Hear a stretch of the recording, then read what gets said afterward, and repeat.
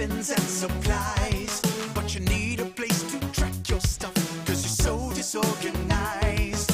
You click open the web page, you heard about a critical role, and now you're ready to kick some butt in a mine shaft full of no's. It's TNT,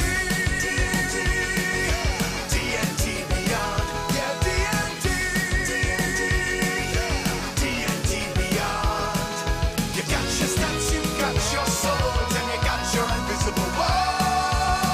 It's TNT, TNT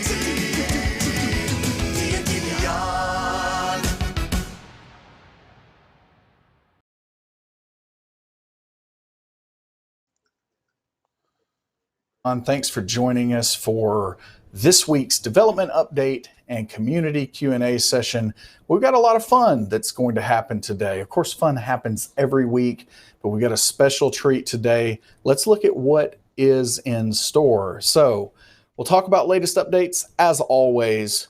We'll talk about what is in progress for development purposes, what is upcoming. So that's the roadmap, and that is everything that we might have scheduled that might be an event.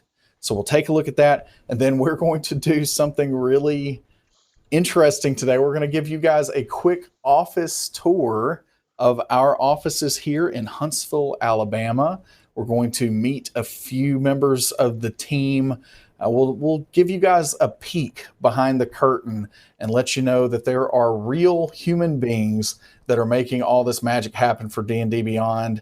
And I'll be honest, you know, as I was getting into this, I realized that the only liquid beverage that I have in here at the moment is water, and there is sweet tea out there.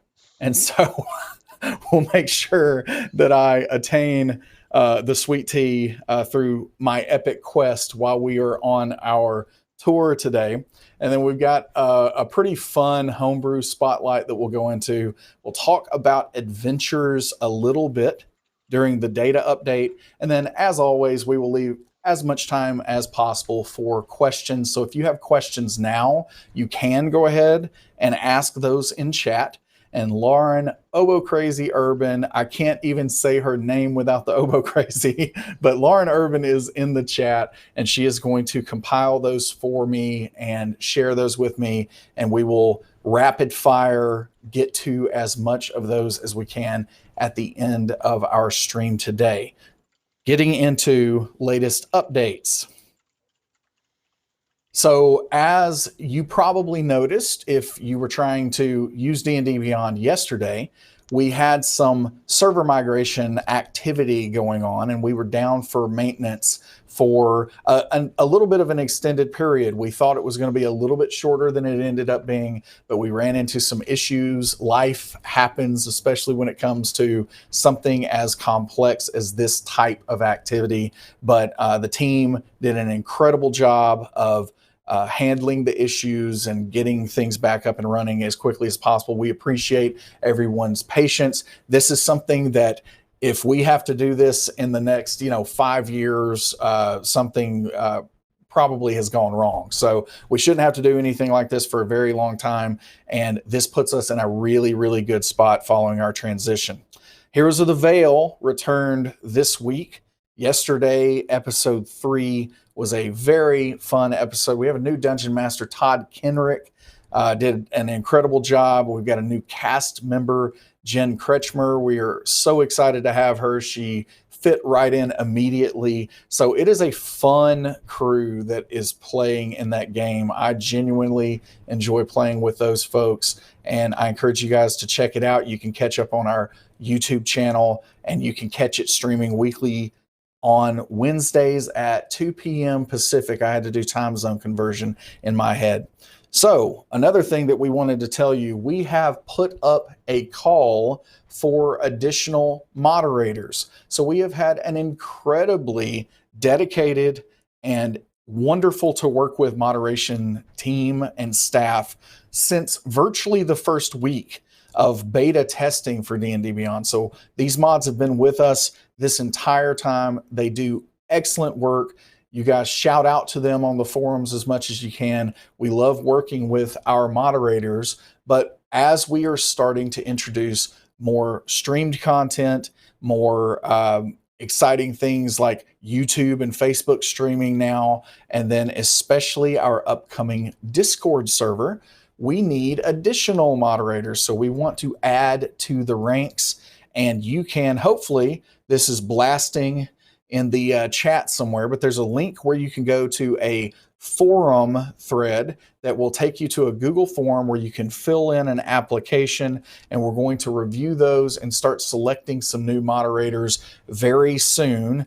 And I say very soon because a lot of the streaming stuff is already happening and we need help. And that whole Discord server is right around the corner. So we need some additional moderators. So if you are interested, please go check that out and help us out. We will love to have you. And it's a lot of fun to be on that team too. So you guys check that out. So let's go rapid fire because I want to get to our little tour here, but talk about in progress and upcoming. So in progress, basic rules updates, that is virtually done. And to be honest, it might have already shipped to you. It should be happening any day now. And these are all the latest changes to basic rules. You should see that reflected not only on the website, but also in the mobile app. And again, it may already be available because the wheels are moving pretty quickly out there. But the basic rules are going to be updated to the most recent edition. Keep in mind for D&D Beyond that we merge basic rules with the systems reference document material. So you get the widest berth of free content that you possibly can as part of that update. Site navigation mega menus, that's in progress. We've made some breakthroughs on some navigation where we were really digging into the data. So we're excited about that happening. It seems like it's going to be a very simple approach, and it's going to help people get to where you want to be on the site quicker and easier than ever. The encounter builder, I'm seeing things coming together here and there. A lot of excitement just in the building about the encounter builder itself. We're getting into what the encounter details pages are going to look like. So that is starting to come together. And if you are a subscriber, you will be able to participate in the alpha. I'm not going to quite give you a date, but we're working on it. Mobile beta character sheet. This is also, we're also working on this. Part of the effort that has to go into this is we are creating a rules engine, is what it's been called, for how the character sheet that you currently see on the website compiles and calculates all the thousands of numbers that it has to calculate based on statistics and ability scores and all those things. We're putting that together, and that is going to help us leverage that rules engine for a variety of other very exciting applications, and getting the character sheet into the mobile app is just one of those. And then, as I mentioned, the D&D Beyond Discord server, we are working on this. It exists. It is live to a few people, and we're going to work on getting that out to the public before too long. Upcoming content management is next for the content team. Additional login providers is something that we're going to get into early this year. My characters page updates, that again is very important to me personally. It is the second most viewed and used webpage on the site, and so we want to spruce it up. We want to make it better. We want to give it some organization and the ability for you to find what you're looking for quickly and easily. As we shared last week, the highest character count that we have on any account is something like 16,000. And to be honest, I can't imagine navigating our My Characters page in the state that it currently is in if you have 16,000 characters. So we're going to start addressing that and working on that here upcoming as well. Accessibility updates. We had a wonderful meeting with the DOTS RPG project group this week. Those guys are really leading the charge in trying to make accessibility a more and more vital part of everything that's going on with tabletop gaming. So we're working with them to, it's going to be a little bit of a slow process because this is, we're having to learn this expertise, but we are making this a big priority for ourselves in 2019 and beyond that. Character builder overhaul, lots of Adventures League work that's going to be coming after all that. We're going to get to a Monster Builder homebrew revamp. I've added gift cards and codes here. This is something that has been in high demand, and it's something that is a complete no-brainer. And so we are going to, as I've said before, if we make it to another holiday season without this, I'm going to be really, really upset. So we're going to focus on that and make that a priority in this year as well. All right, let's see. What else? All right, we're going to take a tour, I think. So for just a second, I'm not going to be able to hear myself except with my actual voice. But I'm going to take the ears out and I'm going to change over to the phone, and we're going to go take a look at the D&D Beyond offices.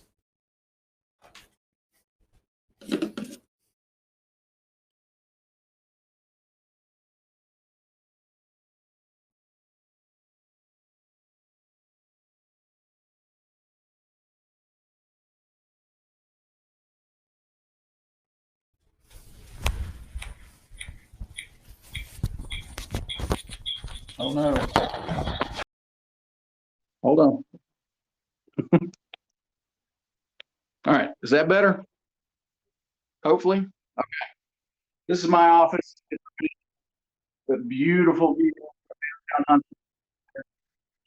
right. Let's see what's going on here. All right. We have some D&D Beyond work going on out here. Hey, you guys can stop working for just a second. You know, it's okay. You're on a stream right now. Hi, this is Jason. Hello, everybody. He's a software development manager. There's Craig and Pasquale. We call him Squalls. This is Dave, Julie Scott. They're doing some great work. This is Tyler. Hello, Tyler. Tyler works on our mobile app. So as you can see, here is also Worsai is what we call this individual. So we got Worsai. So here's really what I was coming for. So let's make sure that this is, there we go. All right, we've got the goods. All right, so let's see here. As you can see, we are Blizzard fans around this place. So lots of fun here. This side of the world is working on encounter builders. So this is our challenges team. We got Jason and Justin and Zach. And there are several other people that are, in meetings and all of that. But this is kind of the core area for the D&D Beyond team.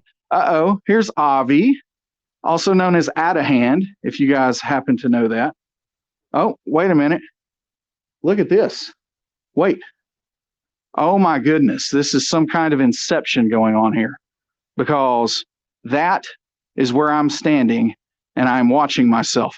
We also have Seth. He's our office manager. Hello, Seth. Hello. And here is Kaylee. She's our events coordinator. So if you happen to come to one of our convention stops this year, you will definitely see Kaylee. So hello, folks. And then the last thing that I think I'm probably going to do is I'm going to play with the fun toys that we have here. So this was actually created by Vulpin Props. And this is a shield that if you won Employee of the Month for various, for that year, you actually got your name on this shield. So this is our curse shield here. Hopefully I'm not going to drop that. And then we also have a helmet. So yeah, here's our helmet. And this is for 2018 Employees of the Month. And then we have a giant great sword. Here we go. This is what I'm talking about right here. So, I mean, this is really, really dangerous stuff. I'm sure that this is not, even like a legal thing for me to be doing right now. But this is the curse sword. Oh, there's Daniel and Jared and Danny. Hello, folks. They are also going to be working on D&D Beyond very, very soon.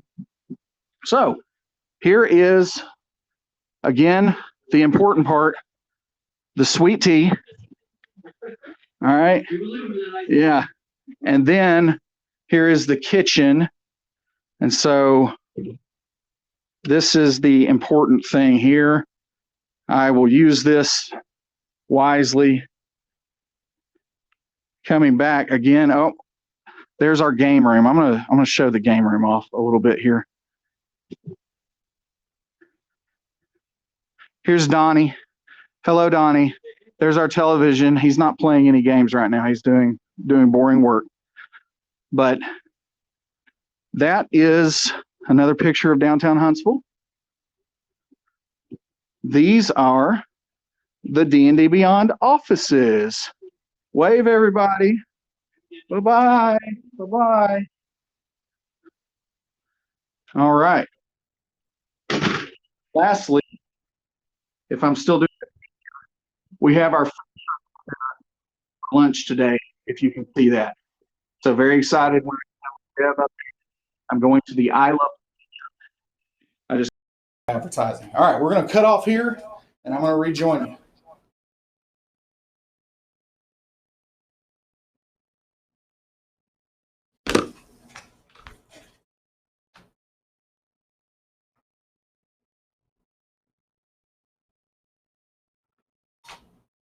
All right, I've got to find my microphone.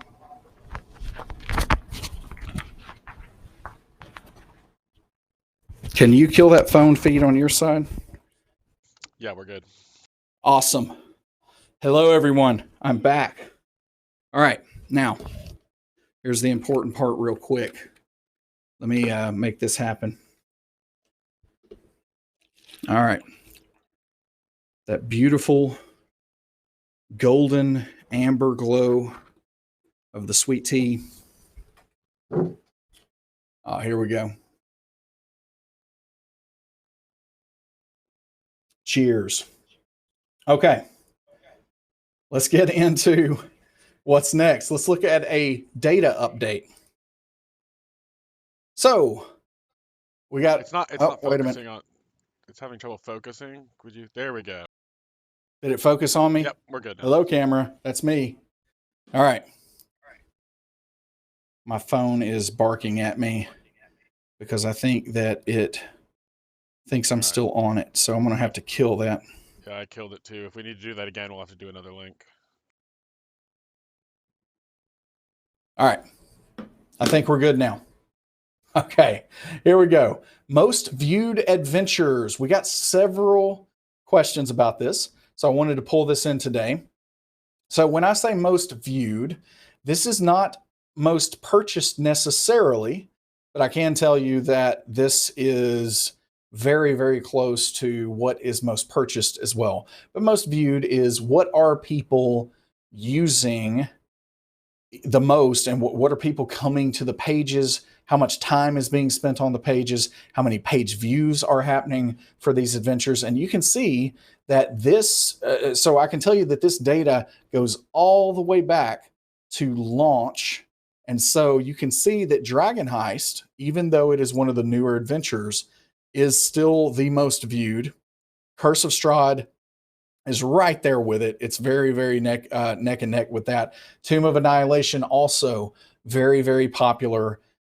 Lost Mine of Phandelver. One of the interesting things that I would, derive and possibly just kind of assume about this data, and I could be wrong, but it does look like the adventures that are most viewed trend really heavily to those adventures that either cater to the starting experience from first level to fifth level or have very strong showings in that. So Tomb of Annihilation really does a good job with low level play as well. But all four of those top viewed adventures are either suited for low level play, first through fifth level, or they have very strong experiences. I could argue the same with Storm King's Thunder. So Hoard of the Dragon Queen is a little bit higher than I actually assumed it would be before we looked at the data. And then you see Tales from the Yawning Portal, Out of the Abyss, Dungeon of the Mad Mage. Now, it has barely been out, so I think, we can give it a few more months here before we start drawing any conclusions. But we also could potentially draw some conclusions with it and Rise of Tiamat that, again, this is high-level play that those adventures are really targeted at, mid to high level play. And so we know from our data and from data that Dungeons and Dragons has had for decades that many games never make it past 10th level. And so I think that this data and this representation makes a lot of sense considering all of those elements. And then most viewed adventure chapters or sections. So I thought this would be interesting outside of the adventures themselves, which individual pages on D&D Beyond or chapters, they align to chapters for us, are being viewed the most. So you can see that the Land of Chult, which is a really, really strong chapter, details a lot of useful information, is the most viewed chapter, followed by Phandalin. We all know that chapter. It's a great one. Really, really good stuff. A Friend in Need and the introduction from Waterdeep Dragon Heist. I think an interesting thing about the introduction for Dragon Heist is that sometimes in the D&D products that have been released so far, you see an introduction really is just this kind of entry point into what's going on. But then some of these products, like Dragon Heist, have a lot of core and mechanical or lore-based information in the introduction, and Dragon Heist is one of those. So you see that it is getting a lot of use as well. Port, Nyanzaru, the Spider's Web, Goblin Arrows from Phandelver, Tomb of the Nine Gods is getting a lot of views. I really feel badly for all the groups that are going through that right now. You see the Sunless Citadel. So again, as part of the anthology Tales from the Yawning Portal, this does demonstrate that the Sunless Citadel is the most popular adventure out of those on D&D Beyond. So we wanted to give you guys a little bit of a peek into what was going on with adventures themselves. If you guys, as always, if you guys have any questions about this, you can ask those. I'll get to those at the end. Or if you have suggestions for different types of data that we could look into, we would love to hear that. So let's do a homebrew spotlight. And this one's going to be humorous today because when I looked at this one, when this was brought to my attention, I laughed out loud, deep, guttural laughter when I saw this one. But this is by Camoodle, and it is the project manager background. You've spent years focusing on making the tasks and jobs of others more efficient. Schedules and estimations fill your mind and rule your every action, driving you to keep time, hit deadlines, and adventure efficiently. This poor project manager is stuck in a waterfall environment, not an agile environment. But skill proficiencies, insight, I'm not sure about that. I hope that some project managers have that as a skill. I haven't always observed that myself, but language is two of your choice. And then the equipment gets into a detailed ledger of schedules and plans to adventure more efficiently. Every adventure needs them. Then we have a feature, and this might be my favorite part, but when assisting with group checks to perform actions with a duration, your group will always perform the action, regardless if they succeed, within the estimated time. When making an estimate, you may make an insight check with disadvantage to learn the duration of any task or action, or else overestimate up to the DM's discretion. If you have proficiency or are being helped by a character with proficiency in the skill used for the task or action, you will instead have advantage.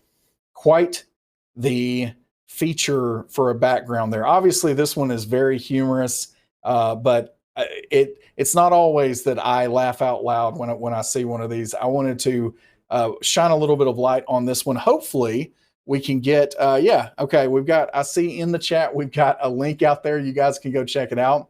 I think possibly the best part, but I knew it would be difficult to see here, is the personality traits, the ideals, bonds, flaws, all those personal characteristics.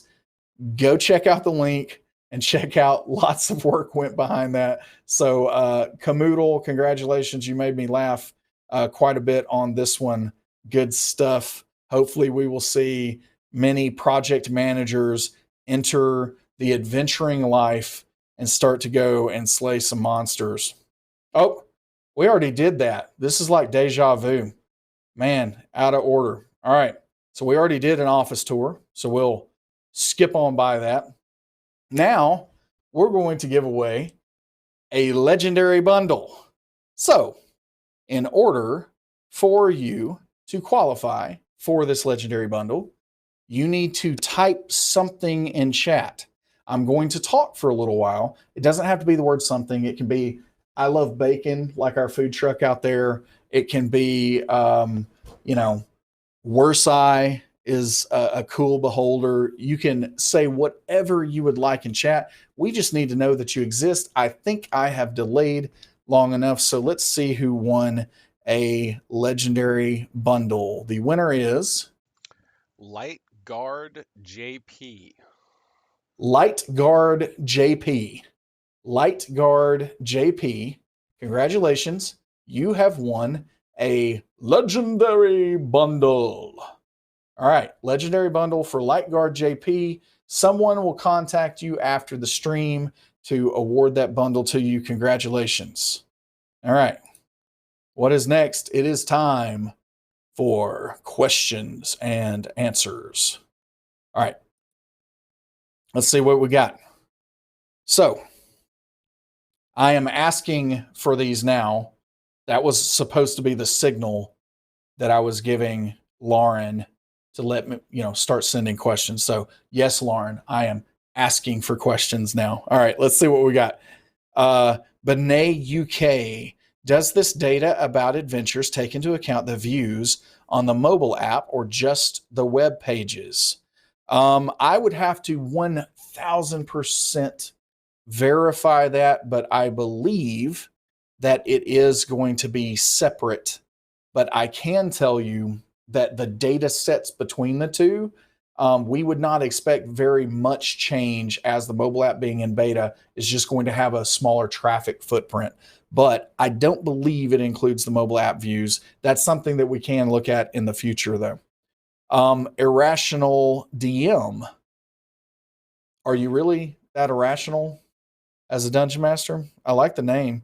Do you have any data on the individual modules within Tales from the Yawning Portal? I do not, outside of what I just saw with the Sunless Citadel, but that is something that we can certainly look into as well. We probably could even, if somebody happens to be watching and wants to send that to me, that information to me in Slack, then I might could pull that up. But otherwise, we can look at that in the future. All right. So many questions about conventions. So here's a general one from Kit Kat Cosplay. Do you have a convention list for this year? Very good question. So we are working to finalize that right now. So we don't have a completely 100% confirmed convention list, but some of the ones that I am aware that I will be going to, and therefore the team in some capacity, definitely going to GaryCon. So Todd and I will be at GaryCon. So if you happen to be there, please say hello. This is the first time we're going to that event, so really looking forward to GaryCon. Then, there are some others that I can't quite talk about right now. I almost did, but I didn't. And then I'm going to be at San Diego Comic-Con this year, so really looking forward to that.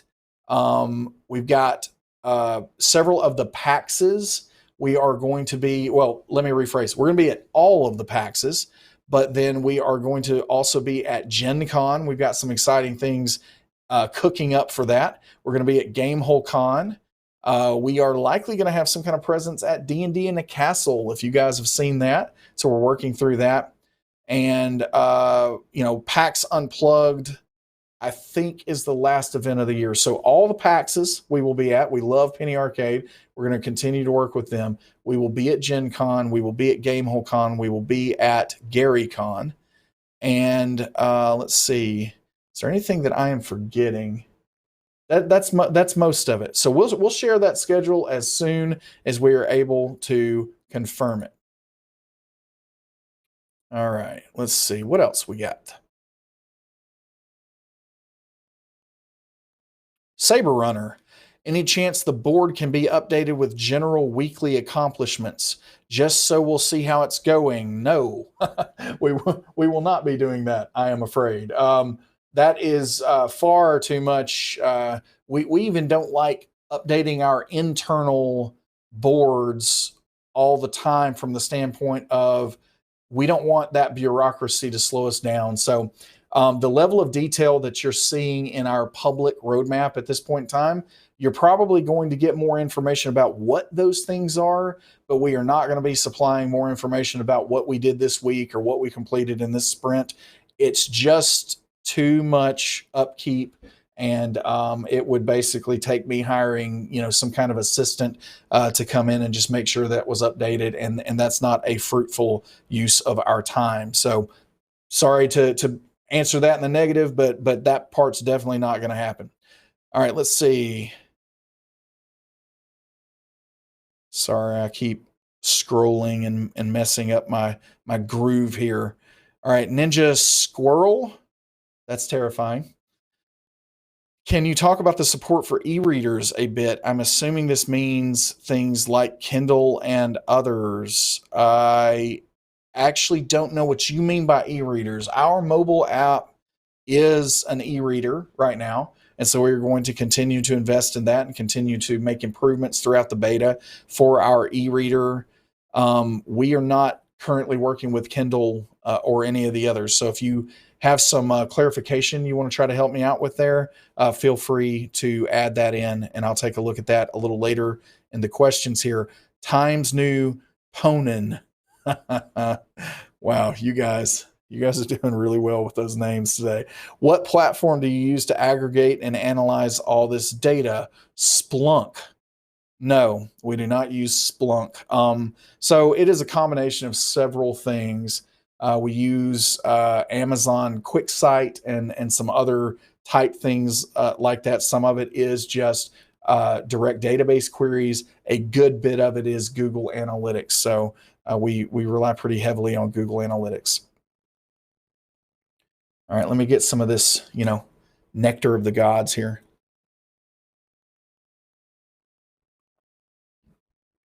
All right. Now we're good. Okay. Acreus, I think is how you might say that.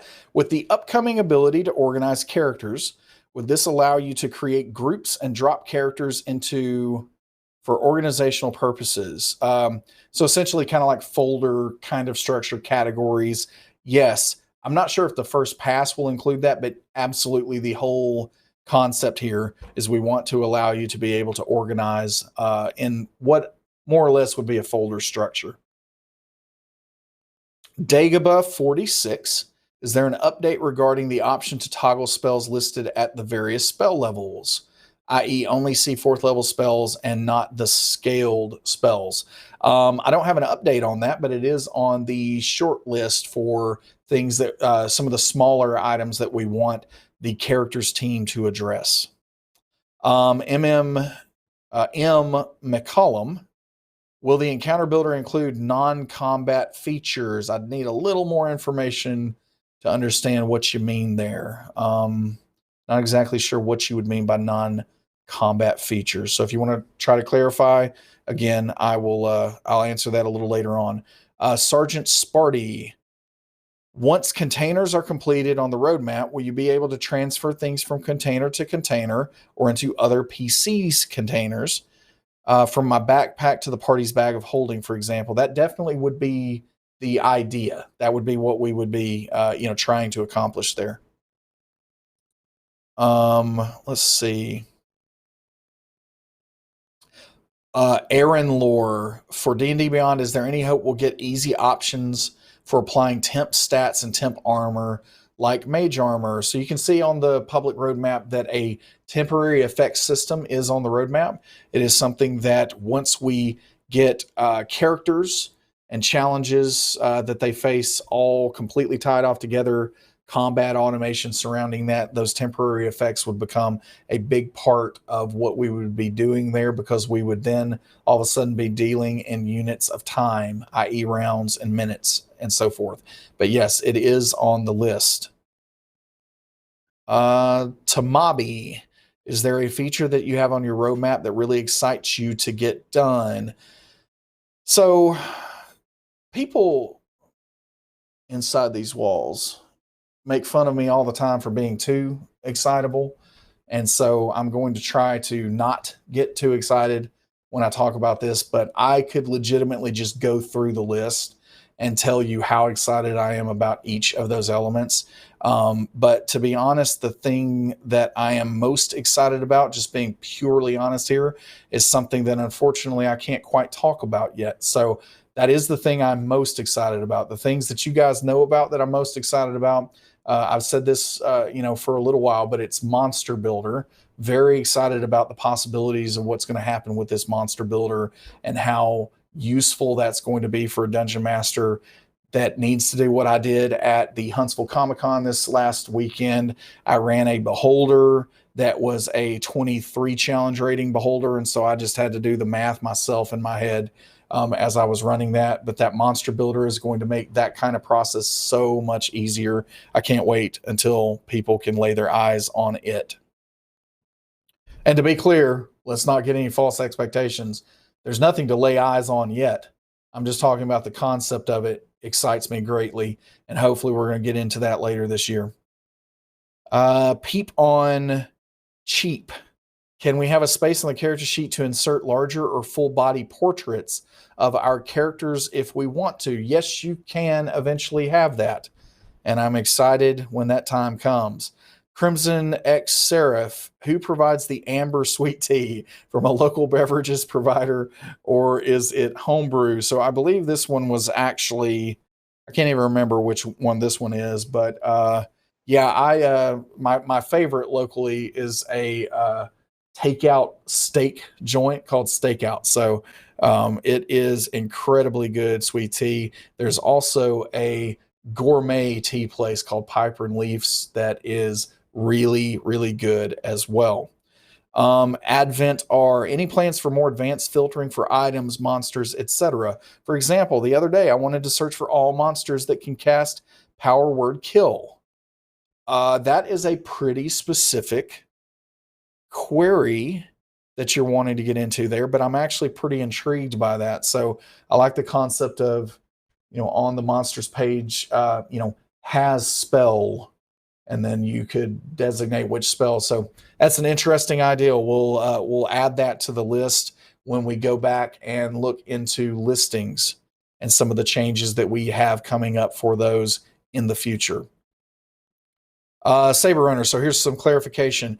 Can we build encounters that are social or exploratory and not just combat? That's a great question. So initially, the encounter builder is intended to provide an easy interface, easy way to calculate all of the things that the Dungeon Master's Guide and Xanathar's Guide to Everything lay out that constitute a combat encounter. So it is just covering combat initially. I am really curious to see if Wizards of the Coast starts to incorporate more and more elements of how a Dungeon Master might put together social and exploration encounters. And we'll see if they do that. And if they do that, of course, we would support that. But I also think that there is room as we move forward into all of these elements coming together for you to be able to create those types of encounters, just simply not using any math, because they're doing things differently and it's more text-based and it's more reminders. It's more of something that you can put a pin on a map and be able to understand that that encounter belongs to that location or region on the map. Those are the kind of things that we could get into in the future, but in its initial iteration, no, the encounter builder will cover combat only. Let's see. Melvalen, what is the average level of characters on DDB? That's a good question. We can look at that a little later. I think did I provide that last week? I can't remember what it was if I did. Maybe somebody will remind us in chat, but we definitely know that. I just don't know it off the top of my head right now. Illuminated Incorporated, or Inc. will the DM screen feature you're working on have a way to pass or receive notes to and from players? That might not be the DM screen feature itself, but we understand that that is functionality that we would like to provide some type of note passing and sharing, some type of communication between player and DM. We know that that is something that we will need to get into in the future. Cheatoed.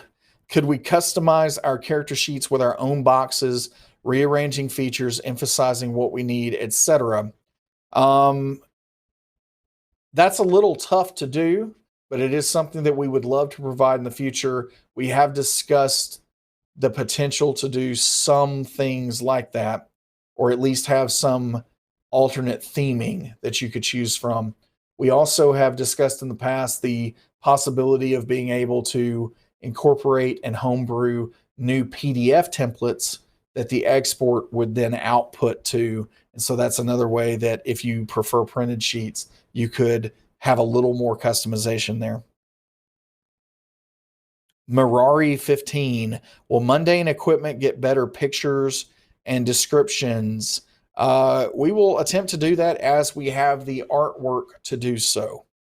Unfortunately, there's just a dearth of artwork for the mundane equipment.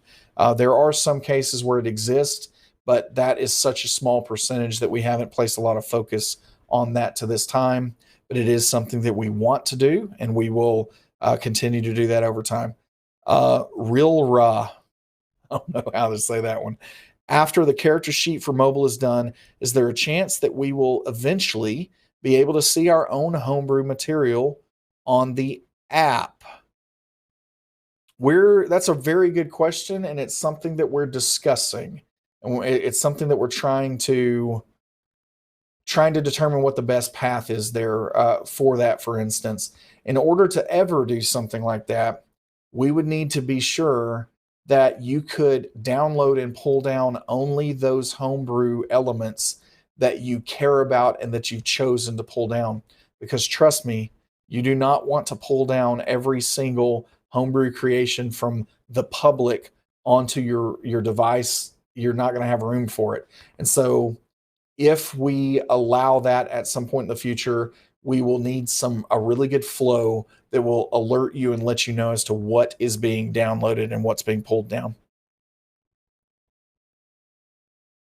Nathilum, any plans to add homebrew non-magic equipment? I imagine we will get there. Yes, it's on the list, but it's not one of the top priorities at this point. Myth Epic Weaver, will we ever have the option to buy Adventures League scenarios or modules for the mobile app? I believe that's going to happen, yes. Nothing official to confirm yet, but it is something that we're working on. Flash Fletch 33, how was Huntsville Comic Con? It was a good time. I took all of the players into, they had pre-generated 20th level characters.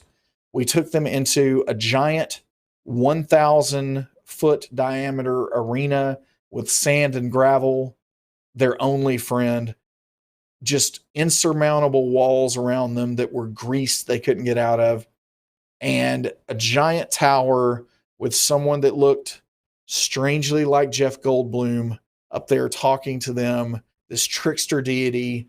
And basically the people that played through that, if they were able to pass 4 phases, 4 different boss monsters, the entire group would be awarded a legendary bundle. So I can share that the group pulled it out with just a few minutes to spare. And during the course of that, there were 4 character deaths. So I didn't pull any punches. But yeah, it was a really good time. Appreciate everybody coming out to that. Aaron Lore, I currently play a few D&D games on Discord using D&D Beyond. Will your server support that? One is text-based, the other is voice with text chat for handouts. So, Aaron Lore, we definitely are going to encourage people to play D&D via our Discord server, and we anticipate in the future we will be able to do even more development for the Discord server to make playing through Discord an easier thing. We're not going to have that initially, but it's something that we're going to work up to. If we see that the Discord server is a hit, which I imagine that we are going to have a lot of people that want to congregate and make that this, living, thriving community. If that proves itself out, then we're going to be able to have a more serious talk about development resources and things we can do for Discord. But yes, we want you playing on Discord as much as you can. Obliarch, do you plan to introduce new subscription plans with the planned added features? We do not currently is a very important word there, but we do not currently have any plans to do different types of subscriptions. We have plans to offer more value for the existing subscriptions. So I can tell you for the Encounter Builder, we have not finalized any of this, but just as with with your character management, you can have 6 characters for free. For many people out there, that's more than enough. That's more than they would ever need to be able to play Dungeons and Dragons and use DDB. But for encounters, you will have some X number, it'll be a pretty large number, that you can create for free. And after that point, a subscriber would be able to create an unlimited number of encounters. So we're going to continue to use the current tiers of subscriptions and just simply pump more and more value. There are a few other things that we're going to start doing for subscribers in 2019 that I can't quite talk about yet, but I hope that we can share something on that in the next couple of months. But there's a lot of excitement.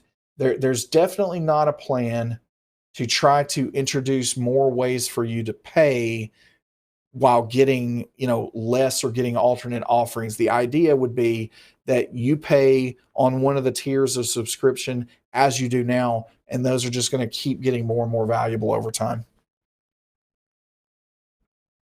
Rogue to Form. I have a druid in my D&D group, and whenever I print out the sheet, she gets every spell she can have instead of the one she has. Need help or fix fast. So on this one, it sounds like it is printing out her entire known spells list. And so on that PDF export, there is a column that is intended to be used for prepared spells. So it actually sounds like the druid in your group just simply needs to use the piece of paper to mark what is prepared. The reason we don't mark the ones that she or he has prepared in the character sheet itself is because that can change on a daily basis. And so it's not going to pull over any prepared ones from the digital sheet, but with a pencil, you can mark the ones that are prepared on the physical PDF export printed sheet, and you could change that on, after a long rest if you so desired. So that's the reasoning behind that. Tamabi, a lot of monsters do not have any images associated with them because it's not in the source book. Will there eventually be some images for these creatures? That's a great question. We have talked to Wizards of the Coast about this a bit, and there might be a path forward at some point in the future, but we have no resolution on that yet. K-Mander, is the reason you made these weekly updates just to field all the questions? That was part of the motivation. We always get more questions than I ever have time to answer. And so, yes, that is part of it. I do not mind answering questions from the community at all. I think you guys probably know that at this point. So this is definitely intended to be a time for you guys to ask questions. It is also intended to be a time for us to be able to share some of the fun that is going on with D&D Beyond. BK Shell, on the topic of character sheets, have you and your team considered specific unique layouts for each class? We have not had that consideration for the digital character sheet for a variety of reasons. A lot of that being the fact that new players could find that a little confusing is one of the more prominent reasons. We do intend to add class-based resource management into the character sheet. And so for different classes, that is going to look different over time. So that is something that is planned. It's something that we are doing. But again, I think that some of that customization could exist in an interesting format in PDF exports. And so one of these days, we want to be able to allow people to have custom PDF exports that they can share with the community and so on. And hopefully we can get some class-based customization through that kind of feature. Solabon09, what is the current status on VTT support? Or are you guys thinking about creating your own VTT? I'd love to see how you all handle the task since you've done such a great job with the other features. So you can see I've shared on our public roadmap that we fully plan to eventually get into a virtual game space of some sort. It will have similarities to what a current VTT would be, but it definitely would be what we would want to be next generation of that. And it is a long way from now. So I want everybody to understand that.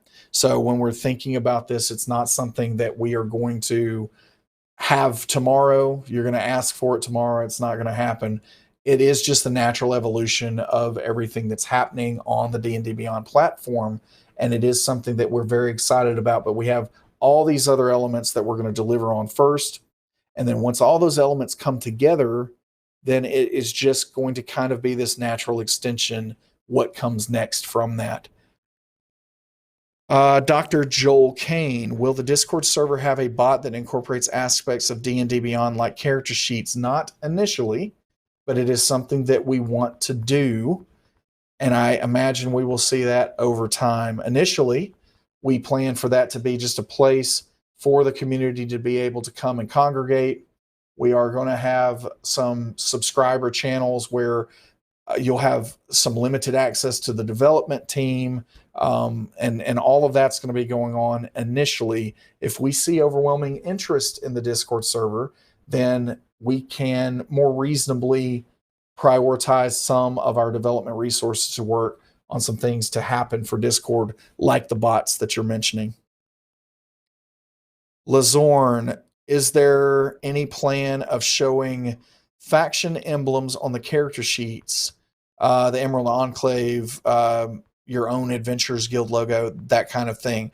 So I am assuming, well, maybe that's not a safe assumption. Let's not do that.